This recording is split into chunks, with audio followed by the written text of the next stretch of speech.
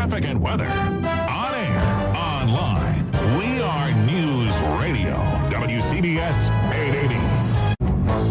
Dow down 114 in early trading, NASDAQ down 51, S&P down 13, and European markets are sharply lower in afternoon trading. Stocks are sliding on word employers only added 69,000 jobs in May. Wall Street was expecting a gain of 150,000. The unemployment rate rose slightly to 8.2%.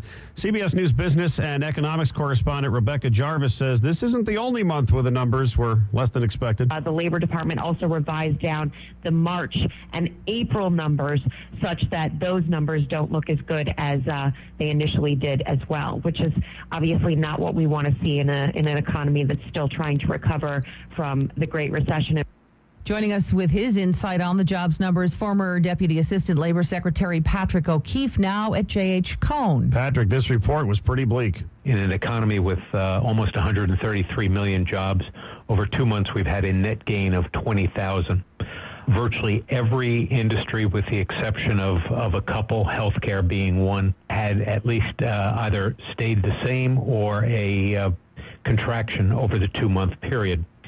The good news in this report, and there is some, we have seen an increase in the number of people in the labor force, and roughly 2/3 of those who came into the labor force in the past month found jobs. So I think what we've seen is that employers have basically shut the door to hiring, but it doesn't look like they're increasing any firing. So the employer's just holding off filling those slots because of concerns about the economy. So, Patrick, here we go into the summer months, and then ahead of the election in November. Can we expect this stagnation, if you will, for the rest of the year? Do you see anything helping to pick up hiring?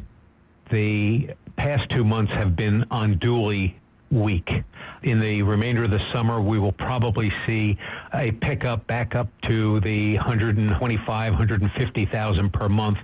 But there's just nothing, even in the earnings data that we saw today, there's some marginal increases in disposable income, some slight increase in household spending, but not enough to drive the economy forward, particularly given the weakness that we now see in Europe and the growing weakness in the emerging economies in Asia.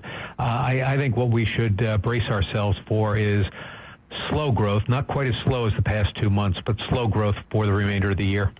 Former Deputy Assistant Labor Secretary Patrick O'Keefe, now the Director of Economic Research at J.H. Cohn. Always great to get your input. We appreciate it. Thanks. Great talking with you.